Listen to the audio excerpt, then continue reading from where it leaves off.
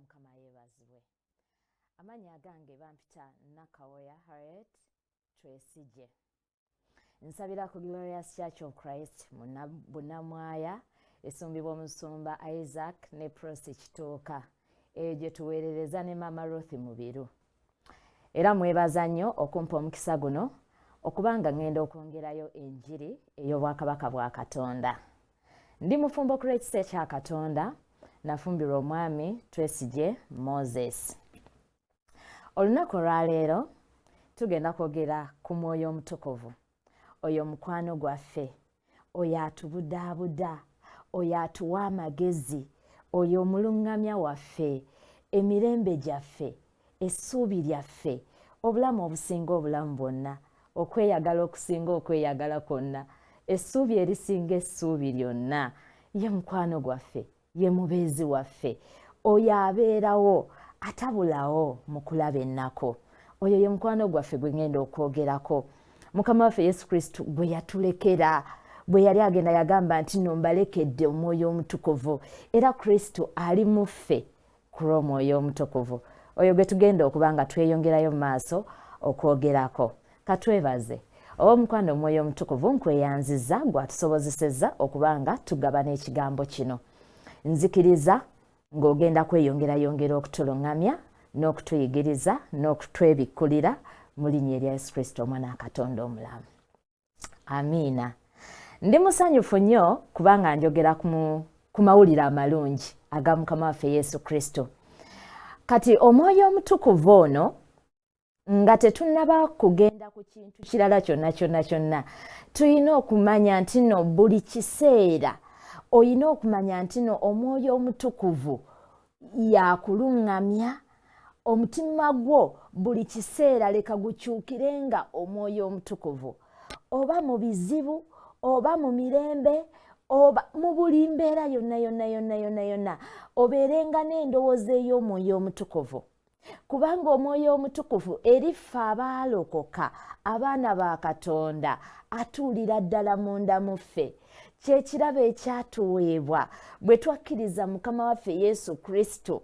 Omwoyo Omutukuvu yatuweebwa nga kirabo. Oyina kumukkiriza bukkiriza n'okkiriza nti atuula mu ggwe.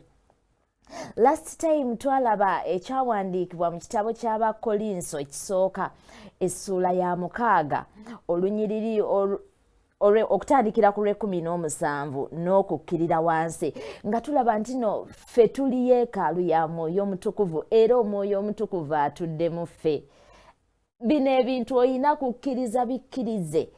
Era tulina okumanya nti no bwe twazaalibwa omulundi ogwokubiri mu kitabo ekyo eky'Abakolinso ekisooka essuula 6 olunyiriri 17 Bayibuli egamba nti no twegatta wamu n'Omwoyo wa Katonda. Katukisome.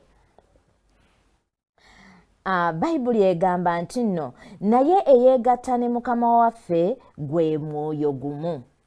Kati bwe twazaalibwa omulundi ogwokubiri emyoyo gyaffe gyagattibwa ne Mukama waffe ne tufuuka omwoyo gumu n'Omwoyo Omutukuvu oba n'Omwoyo wa Mukama waffe Yesu Kristo. Kati buli kiseera beera awo ng'ogamba Mukama nkwebaza, Omwoyo Omutukuvu nkwebaza kubanga oli mu nze. Gy'onookoma kyatula kijja tuuka kikakasibwe mu ndowooza yo obeerere ddala ng'omanyi nti no ono mukwano gwaffe Omwoyo Omutukuvu abeerera ddala munda mu ffe. Ago mawulire malungi. Amiina. Omwoyo Omutukuvu ono ajja atya okubeera nga eri ggwe omulokole atuulira ddala munda mu ggwe, ate takuvaamu, ate tagenda, ate n'eddoboozi lye munda mu ggwe terisirika. Amiina. Bwe twali mu ndagaano eri enkadde Omwoyo Omutukuvu yaliyo, naye yajjanga nga waliwo obwetaavu kangeze abaana ba Isirayiri bafunye entalo ng'Omwoyo Omutukuvu abeerako omusajja wa Katonda omugwagwako ne balwana entalo ne ziggwa n'amuvaako. Omwoyo Omutukuvu yagwanga ku basajja nga ba Dawudi n'ayogera Psalms ennungi n'atuwandiikira ebigambo ebirungi naye ng'oluusi amala n'amuvaako. Naye kati eriffe abalokole atuulira ddala munda mu ffe lwaki? Mu ndagaano enkadde Kristo yali tannajja kufa, kukomererwa, kuyiwa musaayi na kuzuukira. Amakulu gaakyo nti nno kubanga saddaaka ya Mukama waffe Yesu Kristo yali teriiwo okuggyirawo ddala ekibi, Omwoyo Omutukuvu yali tasobola kubeerera mu bantu. Kubanga abantu ab'endagaano enkadde balina kye bayita ekikula eky'ekibi. Kiri ekiviira ddala ku Adamu. Ekikula ekyo kivaawo ng'omuntu akkiriza Mukama waffe Yesu Kristo okubeera omulokozi we, n'anaazibwa n'omusaayi, ekikula eky'ekibi ne kimenyeka, olwo nno Omwoyo Omutukuvu n'ajja n'atuula mu ggwe. Y'ensonga lwaki ffe olwaleero Omwoyo Omutukuvu atuulira ddala munda mu ffe. Kubanga saddaaka ez'ebisolo, mujjukire mu ndagaano enkadde baawangayo saddaaka ez'ebisolo, naye ezo zonna zonna Abaebbulaniya atugamba tezaasobola kuggyawo kibi, zaabibikkangako. Naye twebaza Mukama ku lwa saddaaka y'omusaayi gwa Yesu. Bwe yayiika ekibi ne kijjibwawo. Tulaba eri mu Yokaana 1:29, Yokaana ng'atwanjulira Mukama waffe Yesu Kristo yatugamba, laba omwana gw'endiga aggyawo ekibi ky'ensi. Kati ku lwa saddaaka y'omusaayi gwa Yesu, kiri ekikula eky'ekibi bwe kyavaawo, Omwoyo Omutukuvu n'alyoka ajja atebenkera mu ffe. Ekikula eky'ekibi kikuvaako kitya? Oba kiri ekibi ekya Adamu kikuvaako kitya? Kubanga kye kyaziyizanga Omwoyo Omutukuvu okutuula mu muntu. Naye bwe kyavaawo, Omwoyo Omutukuvu n'afuna access okubeera ng'atuulira ddala munda mu ffe. Kati ekikula eky'ekibi kikuvaako kitya? Kavuna okkiriza saddaaka y'omusaayi gwa Yesu, kasita okkiriza Mukama waffe Yesu Kristo, ekikula eky'ekibi kikutuka ne kikuvaako. Olwo nno Omwoyo Omutukuvu n'ajja n'atuula mu ggwe. Era bw'oba wazaalibwa omulundi ogwokubiri nga mazima ddala oli mulokole, Omwoyo Omutukuvu ali mu ggwe. Eyo yeeyina okubeera entandikwa yaffe, kubanga entandikwa y'okubanga tukolagana n'Omwoyo Omutukuvu tusooka kumanya nti atudde mu ggwe, ow'omukwano Omwoyo Omutukuvu ali mu ggwe. Era bw'oba okolagana naye ng'okimanyi nti nno aviira ddala munda mu mwoyo gwo, n'alyoka akolagana naawe. Amiina. Kaakati nga tuvudde ku bantu abo ab'endagaano enkadde, kati olwo tuli ku ffe ng'Omwoyo Omutukuvu atuulira ddala munda mu ffe. Tuyina okumanya, waliwo ekigambo Dawudi essaala eyo gye yasabanga, n'agamba tonzigyako mwoyo wo. Amiina. Naye ffe olwaleero tuyina assurance nti Omwoyo Omutukuvu tatuvaako. Lwaki? Tugende mu kitabo ky'Abaebbulaniya essuula 13 olunyiriri olwokutaano. Ate ab'emikwano kye tuyina ekintu okubeera nga tumanya nti ekigambo kya Katonda mazima ddala. Ekigambo kya Katonda kye kyogera ago ge mazima. Ekigambo kya Katonda bwe kikugamba nti siri kuleka so siri kwabulira, ago mazima ddala. Ye Katonda mweno Omwoyo Omutukuvu aba akwerayiriridde. So ekigambo kya Katonda kitugamba, Abaebbulaniya 13:5 agamba nti nno mubeerenga n'empisa ey'obutaagalanga bintu bye mulina bibamalenga, kubanga ye yennyini yagamba nti siri kuleka n'akatono so siri kwabulira. Omwoyo Omutukuvu talituleka, full stop. Ayogeddeko n'agamba mulemenga okubeera n'empisa ey'okwagala ebintu. Omwoyo Omutukuvu yakutebenkeza munda mu ggwe n'obeera contented. Nkubuli Omwoyo Omutukuvu, omanyi lwaki abantu abamu abanga alina bino ate n'akumpanya biri ate n'abba biri? Kubanga Omwoyo Omutukuvu tatebenketa. Talina Mwoyo Omutukuvu actually bw'aba si mulokole, abalokole tebalina Mwoyo Omutukuvu munda mu bo. Naye omuntu yekka singa omukkiriza n'akuganya n'otebenkera munda mu ggwe, n'obeera n'emirembe, n'obeera n'okumatira, n'obeera n'okwebaza Katonda ku lw'ebyo by'oyina, ye Mwoyo Omutukuvu. So ekyo tukimaze nti omwoyo omutukuvu talituleka talituvaako ali mu ggwe. Buli kiseera kyatule nti omwoyo omutukuvu oli mu nze, kubanga bwe tutyo bwe tugenda okukolagana naye. Enkolagana yonna etandika ng'otegedde oba ng'omanyi. Enkolagana yonna etandika na kumanya. N'omanya nti ono mwoyo omutukuvu ali munda mu nze, n'otandika okwogera naye, kubanga enkolagana yonna ateera efa lwa butoogera. Kasita mulekerawo okwogera, manya enkolagana etandiikiriza okufa. So nga tunassa ekimu n'omwoyo omutukuvu, nga tunaakolagana naye, tulina okumanya nti ali munda mu ffe tatuvaako, ne tutandika okukolagana naye, ne twogera naye. Yogera naye buli kiseera, mwewe mu buli mbeera yonna weeteera omwoyo omutukuvu.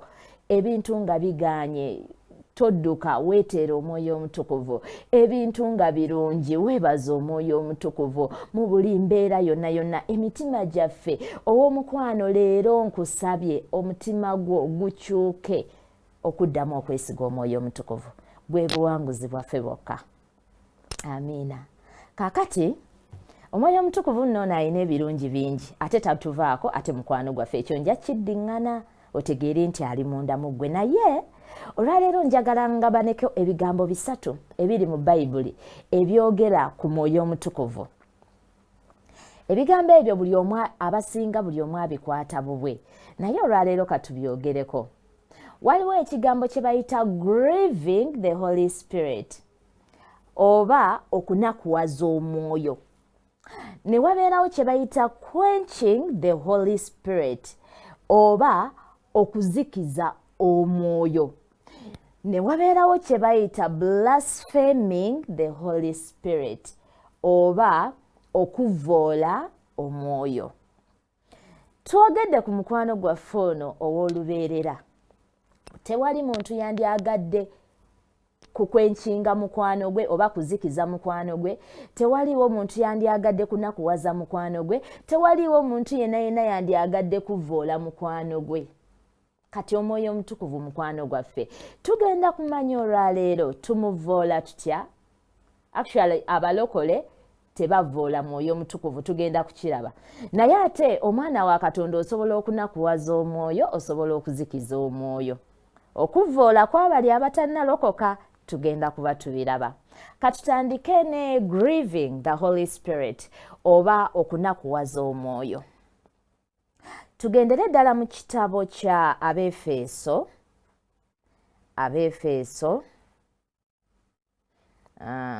Ekitabo kya Abefeso tuli ku kigambo kya grieving the Holy Spirit.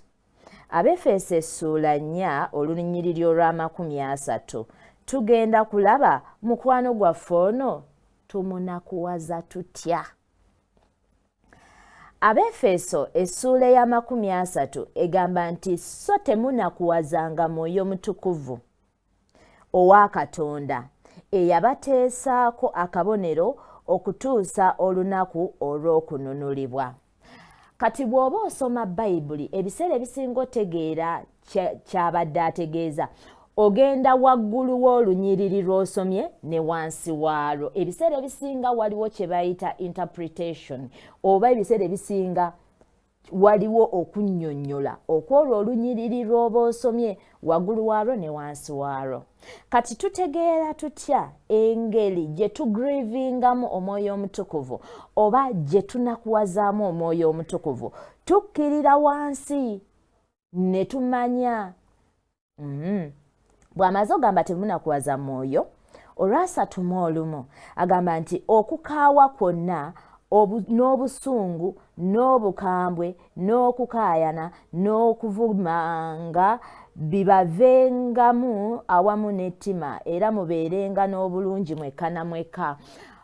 Okusamarayizinga ebyo byonna ekinakuwaza omwoyo omutukuvu oba ebigrivinga mukwano gwaffe ono bye bibi. Amiina. Gye weeyongera jjukira omwoyo omutukuvu akimanyi nti kati oyina ekikula eky'obutukuvu n'obutuukirivu. Ow'omukwano Bakolinso 5:21 agamba nti nno ye eyali ataayina kibi yafuuka ekibi ffe tulyoke tufuuke obutuukirivu bwa Katonda. bwe wakkiriza Mukama waffe Yesu Kristo nga bwe natandise ekikula eky'ekibi kyamenyeka n'ofuna ekikula eky'obutuukirivu. Era omulokole tayonoona ng'ava munda, omulokole ayonoona ng'ava bweru, byawulidde byakkiriza, bw'okkiriza okuwulira akasasiro, bw'okkiriza okuwulira ebintu ebitali bya Bwakatonda, bw'okkiriza okuwuliriza obubi, okwetaba okoze bubi, nga tebuva ku kikula. Oba ntegeerekese. Kati Omwoyo Omutukuvu akimanyi bulungi nti tokyalina kikula kya kibi. Kyova olaba abeera grieved bw'alaba ng'okyatambulira mu bibi. Ebyo ebintu bigrievinga Omwoyo Omutukuvu, bigrievinga ono mukwano gwaffe, bimunakuwaza. Amiina. Kubanga akimanyi bulungi nti gye weeyongera okukola ebikolwa ebyo ebitali bya Bwakatonda ate ng'oli mwana wa Katonda, kikakanyaza omutima gwo ne gukakanyala. Amiina. So wakati nga tutambula olugendo luno olw'Omwoyo Omutukuvu, ye kennyini bw'omweteera akuwa obusobozi okusobola obutatambulira mu bikolwa byonna ffenna. Atuwa obusobozi. Omwoyo Omutukuvu toyinza kwekuuma butabitambuliramu okuleka nga weewaddeyo eri Omwoyo Omutukuvu. Kati tweweeyo eri Omwoyo Omutukuvu kyonna ekibadde kikulemye, weeweeyo eri Omwoyo Omutukuvu osobole obutamugrivinga, kubanga ate gwe tetuyina mulala. Ye asobola, kubanga ge maanyi munda mu ffe agatusobozesa obutatambulira mu bikolwa ng'ebyo. Tutegedde engeri gye tunakuwazaamu Omwoyo Omutukuvu mu bikolwa ebitali bya butuukirivu. Naye era asigala atwagala. Kyova olaba aleese eddoboozi lino gy'oli, takusalira musango, akuwa just kulabula. Kubanga akimanyi oyina obusobozi obukivaamu, kubanga ekikula kyo kya butuukirivu, meaning that oyina obusobozi obuva mu kibi kyonna ky'obadde okola. Oyina obusobozi obwo kubanga Omwoyo Omutukuvu atoola munda mu ggwe. Era olwaleero nze nzikiriza nti ogenda mweteerera buli kyonna ekibadde kikolebwa ojja kivaamu. Tutambule ne mukwano gwaffe ono, kubanga buli we tutambuliramu ebyo n'abeera grieved, aba ayogera naye tuba tetukyamuwulira. Amiina. Aba ayogera ye tasirika ate takuvaako. N'ebyo kati nagenda mawulira amalungi nti n'ebyo byonna nga bibaddewo, asigalayo munda mu ggwe, mugumiikiriza. Kyova olaba ekimu ku bibala bye is patience. Amiina. Ye Mwoyo Omutukuvu. Era bw'okyuka gy'ali, emikono gye miggule, akwaniriza. Kati bwe tugenda ku kigambo ekirala kye bayita quenching the Holy Spirit oba okuzikiza omwoyo, tugende mu kitabo ky'Abasesalonika essuula ya 5, Basesalonika ekisooka essuula ya 5 olunyiriri olw'19. Basesalonika ekisooka essuula ya 5 olunyiriri olw'19 agamba nti temuzikiza mwoyo. Kati nga bwe nabagambye nti wansi we wabeera ansa y'olunyi, ebiseera ebisinga wansi ne waggulu we wabeera ansa y'ekyo ky'obeera okola ki? Ogendako. Kati wano wagamba nti temuzikiza mwoyo, temunyoomanga bunnabbi. Amiina. Tuzikiza tutya omwoyo oba tukwenkinga tutya omwoyo? Wansi atugambye tetunyooma bunnabbi. Omanyi obunnabbi obukyasinze amaanyi, obunnabbi obukyasinze obutuufu kye kigambo kya Katonda. Amiina. Buli w'osoma ekigambo n'otakkiriza kye kigamba, kizikiza Omwoyo Omutukuvu munda mu ggwe, takuvaako. Naye munda mu ye azikira. Obeera omuresistinze, obeera omuziyiza actually. Okwenkinga ekintu oba okiziyiza. Kati Bayibuli bw'egamba nti nno oli wa mukisa, ekyo ky'olina okwatula. Bayibuli bw'egamba nti nno Kristo Yesu yali mwavu, obwavu bwe butugaggawaze, toyina kugamba nti nze ndi mwavu. awo oba onyoomye obunnabbi oba onyoomye ekigambo kya Katonda obunnabbi obukyasinze obutaliiko kintu kyonna ky'ekigambo kya Katonda. Abooluganda tusome ekigambo, abooluganda tukkirize ekigambo, bwe tutyo bwe tutajja grivinga kukwenkinga Mwoyo Mutukuvu. Engeri endala gye tukwenkingamu mu kyekimu gye tukwenkingamu Omwoyo Omutukuvu. Actually, kyembadde ndeseeyo wali ku grieving the Holy Spirit ku bibi. Abooluganda kubanga tuyina ekikula eky'obutuukirivu n'obutuukirivu ffe abaazaalibwa omulundi ogwokubiri. Omulokole tanyumirwa kibi. Full stop. Toyinza kunyumirwa kibi nga wazaalibwa omulundi ogwokubiri. Ng'olina ekikula eky'obutuukirivu. Weewaawo bisobola okusobako naye ate toyinza kubeereramu. Amiina, kubanga oba okyenyinyala olw'ekikula ky'oyina. Naye Omwoyo Omutukuvu yatuyamba. Aye tagenda kuleka.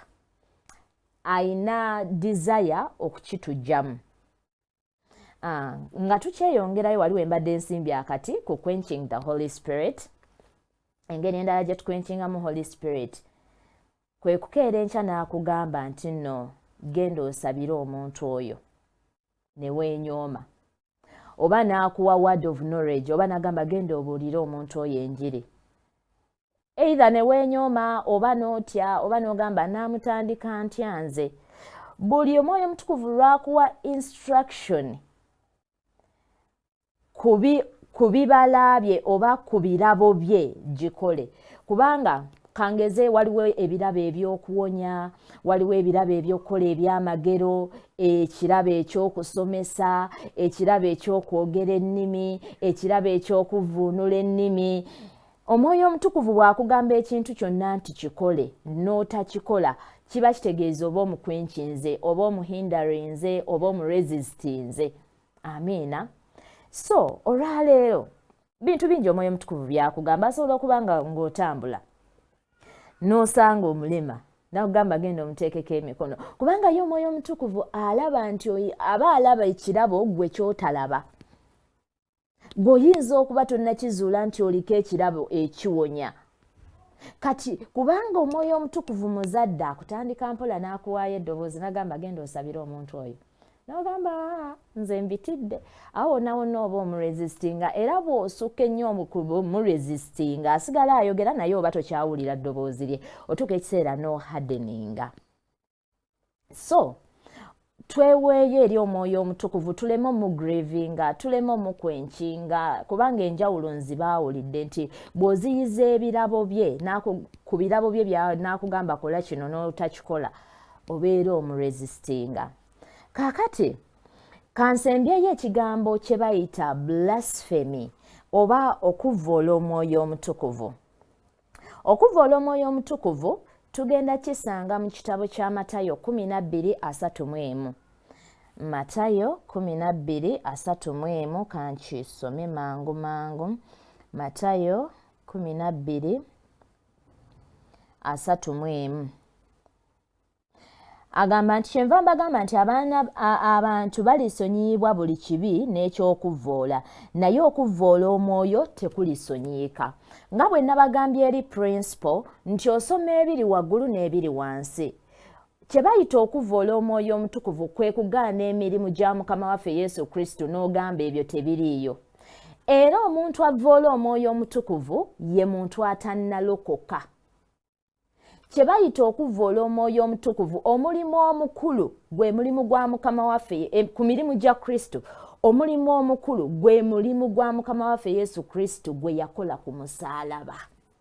Omuntu yenna agaana omulimu gwa Mukama waffe Yesu Kristo gwe yakola ku musaalaba, n'agaana Kristo, n'agaana okulokoka, abeera avvodde Omwoyo, era kyekibi kyokka ekitalisonyiyika.